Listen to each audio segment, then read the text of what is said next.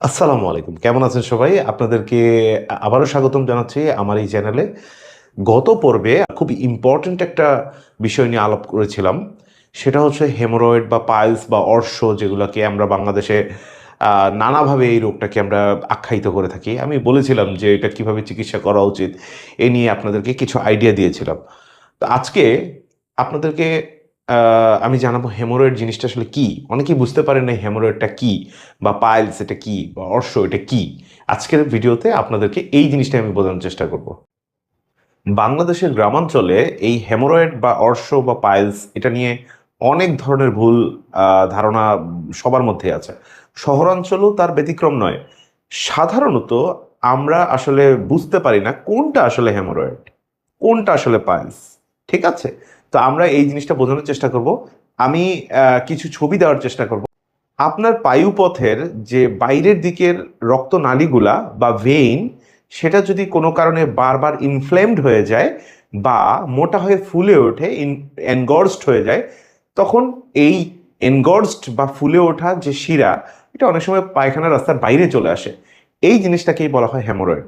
গত ভিডিওতে কিন্তু আমি বলেছি যে এই হেমোরয়েড আসলে আমাদের কেন হয়।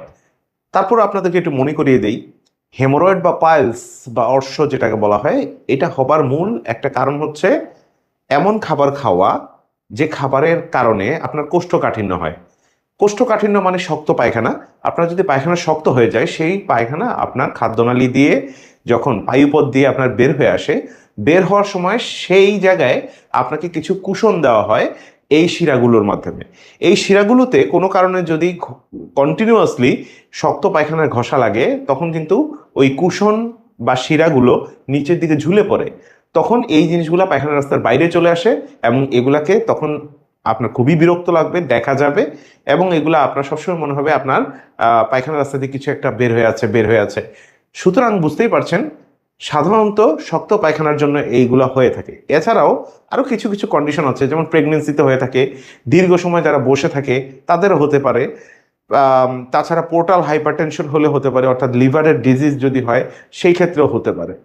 এছাড়াও আরও কিছু কন্ডিশন আছে যেগুলো খুবই হাইলি আনলাইকলি, বাট তাতেও কিন্তু এই পাইলস হতে পারে। যেমন আপনার যদি পেটের প্রেশার অনেক বেশি হয়, পেটে যদি আপনার মেদভুঁড়ি বেশি থাকে, তখন কিন্তু ইন্ট্রা অ্যাবডোমিনাল প্রেশার বেড়ে যেতে পারে। অথবা অনেক ক্ষেত্রে ইন্ট্রা অ্যাবডোমিনাল প্রেশার বাড়ার আরও অনেক কারণ থাকে, ইন্টেস্টিনাল অবস্ট্রাকশন ইত্যাদি কারণে বেড়ে থাকে। তাছাড়াও ইভেন ডায়রিয়াতেও কিন্তু কন্টিনিউয়াস যদি আপনার ডায়রিয়া হতে থাকে, তখন কিন্তু আপনার এই ধরনের পাইলস হতে পারে। তো অনেকেরই এই ধরনের সমস্যা নিয়ে আমাদের কাছে আসেন, তবে সবচেয়ে কমন যে বিষয়টা সেটা হচ্ছে শক্ত পায়খানা, অর্থাৎ কোষ্ঠকাঠিন্যের জন্য যেটা হয়ে থাকে সেটাই। আপনি যদি এটাকে ঠিক করতে চান, তাহলে সবার আগে যে জিনিসটা বলতে হয় সেটা হচ্ছে fibre rich diet. Fibre rich diet বলতে কি বোঝাচ্ছে? ফাইবার রিচ ডায়েট বলতে আমরা সাধারণত শাকসবজিকে বুঝিয়ে থাকি। ঠিক আছে? যেই যেই ধরনের খাবারগুলো খেলে আমাদের পায়খানা বা মল নরম থাকে, সেই সকল খাবারগুলো যদি আপনি যথেষ্ট পরিমাণ প্রতিদিন গ্রহণ করেন, তাহলে কিন্তু আপনার কোষ্ঠকাঠিন্য হচ্ছে না। অপরদিকে আপনি যদি শুধুমাত্র প্রোটিন জাতীয় খাবার যেমন মাছ, মাংস ইত্যাদি, যদি বিশেষ করে মাংসগুলা, এগুলো যদি আপনি অতিরিক্ত খেয়ে থাকেন, তাহলে কিন্তু আপনার কোষ্ঠকাঠিন্য হওয়ার সম্ভাবনা বেশি। যখন একটা মানুষকে সোজা করে আপনি পেট উপর দিকে দিয়ে আপনি শোয়াবেন, তখন তার ঘড়ির কাঁটার যে 3 এবং ঘড়ির কাঁটার যে 7 এবং ঘড়ির কাঁটার যে 11, ওই 3টা যে পজিশনে থাকে, সেই পজিশনে আমাদের এই হেমোরয়েড বা পাইলসগুলো হয়ে থাকে। ঠিক আছে? তাহলে আপনারা বুঝতে পারছেন যে আসলে হেমোরয়েড বা পাইলস এটা বিষয়টা আসলে অত বেশি জটিল কিছু না। আপনাকে জানতে হবে হেমোরয়েড বা পাইলসটা কি আপনার খাদ্যাভ্যাসের জন্য হয়েছে নাকি অন্য কোনো অন্তর্নিহিত রোগের কারণে হয়েছে। আমাদের পরবর্তী ভিডিওগুলো দেখার আমন্ত্রণ রইল। ধন্যবাদ।